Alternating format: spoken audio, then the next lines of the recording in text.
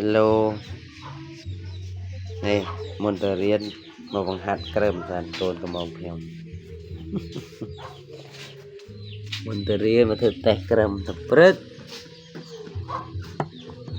Kalau sợ kalau pray môn tờ riêng cái thực tế krem cái dàn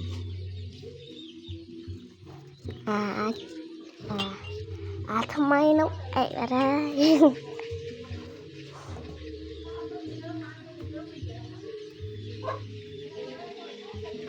bạn cứu nàyกู trên vay nghe nè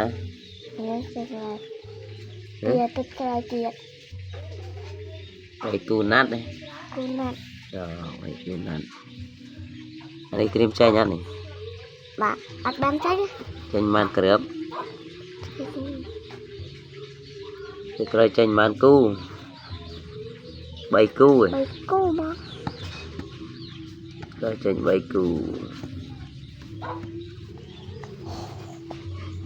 kalau pray นะ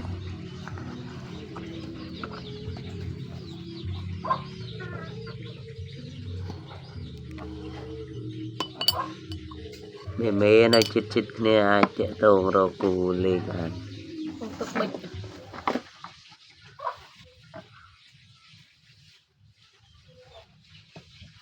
Em ê luôn nát tịt rồi này tịt rồi vô mô này vậy đã nôm Lanjut. vậy đã nôm mò nè tên chanh ghê này Punten jauh lebih nantung. này chanh nhà này chanh nhà tịt rồi chanh nhà nè khiêu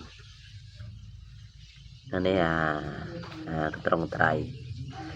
Tự bịch. trồng trái Bày to nó tự bịch. nè cái trồng trái anh ấy che clip trên này video ngay che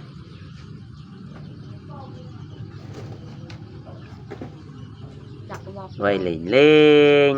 thực sọt tỉ đo nông pì chóp ấy ấyสบายta về sài lên đồng bát cào sầu nghe ta nè lạnh tray đấy mình vừa nó rồi sao man cu hay bẹ như tên chem cái lên mày nó phải chơi chết phải kẹp hả vì nó từ trên những tục tập terus yang vô mà bahas akun pemain phone complete chui subscribe channel cho bạn mỗi phong